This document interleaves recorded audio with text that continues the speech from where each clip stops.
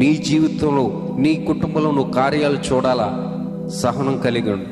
చాలామంది ప్రార్థన చేస్తారు దేవుడికి, వెంటనే కార్యం జరిగిపోవాలి. అయ్యా నాకు ఇది చేయి, నాకు అది చేయి, అది చెప్పిన వెంటనే కార్యం జరిగిపోవాలి. లేకపోతే ఇది జరగదని నాకు ఎప్పుడో తెలుసని, అసలు అవిశ్వాసమే నీ దగ్గర ఉంది, ఇంకా కార్యం ఎలా జరుగుతుంది?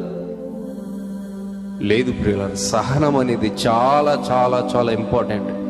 తొందరపడి మాట అనేయటం, తొందరపడి ఒక దెబ్బ కొట్టినది కొంతసేపు నొప్పి ఉంటుంది, తర్వాత తగ్గిపోతుంది. కానీ ఒక మాట జీవితాంతం వ్యక్తిని పిన్ చేస్తానే ఉంటుంది. తొందరపడి ఎవరు కూడా నోరు జారకూడదు. అది ఎలాంటి మాట అయినా సరే, ఎలాంటి వ్యక్తి అయినా సరే, చిన్నవాడైనా పెద్దవాడైనా, పాస్టర్ గారైనా విశ్వాసైనా, నోరు జారకూడదు. కాబట్టి సహనం అనేది నీ